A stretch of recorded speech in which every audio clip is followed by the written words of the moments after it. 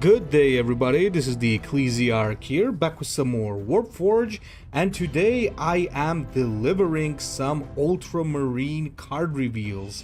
And this is going to be some crazy stuff, honestly, because they have actually delivered some very interesting cards, and surprisingly enough, it seems like it's not pushing aggro, but rather it's actually pushing some vehicle type of gameplay, which is always welcome, because I think we're all tired of aggro marines and we want to see more vehicle. But before we get to that, let's first start off with the best part, which is a new warlord. So the new legendary warlord, the chaplain on a bike. So that is very cool. We got a standard 2235, as it usually is with the reinforcement warlords, and it comes with a very interesting ability: strike, heal 1 to adjacent units. So basically this is a really interesting, because this means that you are getting that heal by not wasting any energy, but rather just by attacking. So that is very cool.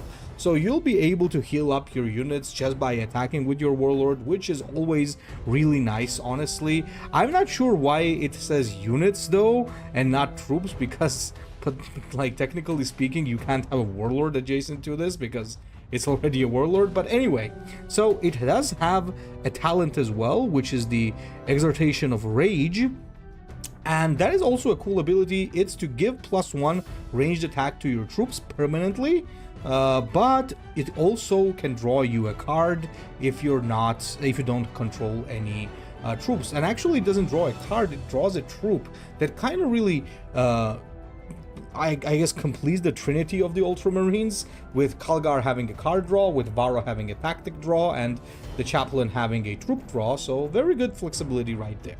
However, despite the warlord being exciting, for me the main part is going to be the vehicles that we have received. And let me start off with the first one, which is an epic and an absolute beast. This is the Outrider, 3 energy flank, 3 energy 3/2/3. But look at this, codex, gain +2 this turn, so it's a 5 damage flank for 3 energy. This is absolutely nuts. So imagine this thing can take out units up to 5 health. So this really does give Ultramarines a lot of answers now. They now have a direct answer to a 3 energy Carnifex, for example, from the Tyranids, which up until now was pretty difficult to take out. So yeah, this is absolutely going to be a must include in most decks, not only the vehicle ones. Now let's also take a look at the 2 energy tactic that we have, which is Oath of the Moment, or Oath of Moment. So 2 energy, give 2 health, and strike, trigger this unit's codex ability. And I would like to tell you that this is a unit's codex ability, right? Now, what this means is that if there's ever a warlord that has codex, you could technically give it to the warlord, and they would trigger their codex on strike, which would be nuts. But fortunately, for now, there is no warlord like that, but there is potential for the future for sure. Now, this is also really good still, because buffing a unit with this is going to make it very strong, because it can trigger codex multiple times. You could trigger codex just by playing this if it completely uses up all your energy, and then the unit attacks and does the codex again. So yeah, pretty scary stuff. This could actually to be honest, complement the Avenging Zeal. So I wasn't exactly correct when I said that it's not really supporting aggro. There are things that support aggro as well, but this could also be very good on the vehicle deck if you put it on your basically copters or dreadnoughts and whatnot. Now here's the next vehicle. The next vehicle that we're going to have is the Land Speeder. So this is 4 energy 3/4/4, so nothing too crazy there, but it's going to have flying and strike, draw a card. Now this on paper is really not that good. It's basically the Seraphim, like it's the Seraphim without faith, basically, with a little more melee attack.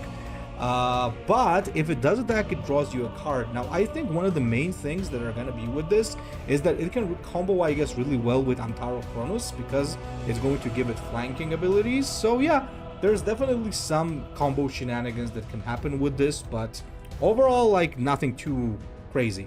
However, it's still good that the Ultramarines are receiving more vehicles so that the vehicle archetype can actually work. And now my personal favorite of the batch, the Predator Annihilator. Take a look at this. 7 energy, 4/7/7, 1 armor, codex, deal 4 damage to the enemy with the highest attack. Now you tell me that this is not absolutely nuts. This is going to be crazy. Like, this is the better copter, honestly, because the only thing it's inferior to it is that it's not flying. This thing deals more damage, it has more durability because of the armor, and it prioritizes the units with highest attack, so it's definitely more reliable in that sense. And you could increase the armor further using armored support and stuff. So yeah, this is some pretty crazy things. So honestly speaking, I'm not sure if I'll ever run the copter over this guy, but the copter also has its own benefit, I guess. If there's if you're playing against something like the Tyranids that don't really have much flying presence, maybe the other one could be better. So maybe you can switch it around depending on the meta, but I think the Predator Annihilator is kind of going to overshadow the copter basically. So yeah, guys, these are the new cards for the Ultramarines. They are set, I believe, to be released on Thursday. So yeah, pretty exciting, and we'll see more releases on BJ's channel, so make sure to drop by there as well. And yeah, leave a comment and tell me what you think. Ecclesiarch out.